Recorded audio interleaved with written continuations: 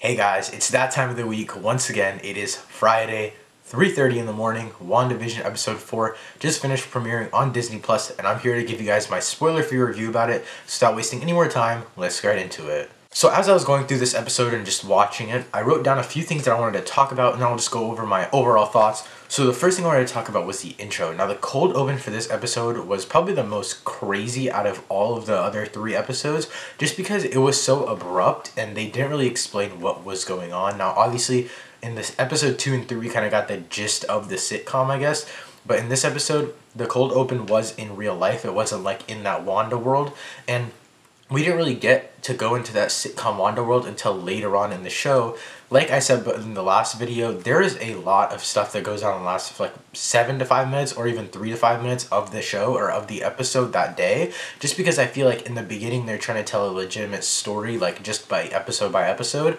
And then in the last few minutes of each episode, they like to kind of excel the story a lot and kind of make up for the points they didn't touch earlier. So what I wrote down about the intro was that the beginning was super duper fast paced, and then it kept the dialogue moving, but it ended before you knew it. Now that's kind of the biggest point of the cold open, was I feel like to kind of confuse the whole audience and then explain more, because everything that happened did get explained. I'm a little bit confused on the timing and stuff of it, because they do mention blips and all that kind of stuff, but I'm not going to go too much into detail about that because I don't want to spoil it for you guys. The cold open was definitely one of my favorite parts of this episode, just because of how random it was and then how it later on got explained. Some more stuff that they just go over doesn't really confuse us as much, because we've already seen Wanda and Vision's side when it comes to the sitcom side. We've already seen them in the sitcom world. So it's nothing really new to us. The only time we really get new footage of Wanda and Vision is at the very end of the episode, and might I say so myself, I was really freaked out by, like, there's this one part at the end of the episode, I can't say it because it'd spoil it for you guys,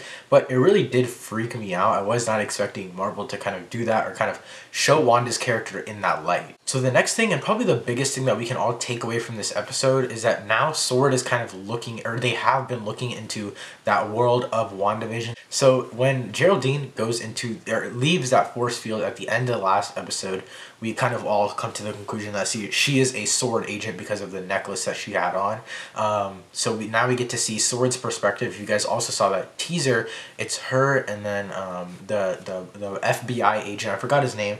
I know. Oh, Jimmy Woo. Jimmy Woo is his name, played by Randall King, who also was phenomenal in this episode. I really loved his acting, and he definitely carried this episode. Going back to what I was talking about when it comes to explaining what's going on outside of the WandaVision world, I think they did a great job of transitioning, whether it was in the last episode or the beginning of this episode. And I'm super glad that they did it the way that they did, because they could have made it super weird and like misleading if they just cut to the open world, whereas they actually used Geraldine as kind of an object that they could put back and forth. But this episode ended at a spot where we can finally answer some questions, but Geraldine kind of has all of the answers for us. If you think about it, Geraldine is the only one that's actually been in the WandaVision sitcom world, if we think about it, from the outside world, that's come back out, I guess, because she went in and then also came out. So she can kind of get both sides of the story, I guess, and actually explain what's going on, because they spend almost the entire episode just trying to find out what like WandaVision is, I guess, or what that sitcom world is. They still never like actually give it a name, but that's like the main premise of this episode. So yeah, just speaking on the premise of the episode, I guess mainly at first it felt like they were just trying to identify everyone in the town,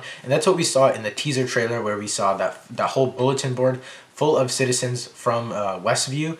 And then we kind of, as the episode progresses, we start to see that they're just trying to figure out what's going on in general. No one really knows what's happening, and a lot of random stuff keeps going on. We do get introduced to 3 new characters in this episode. I think it's 3. And I love that we get to actually get their characters semi-fleshed out, or we actually get the information that we need to know about them.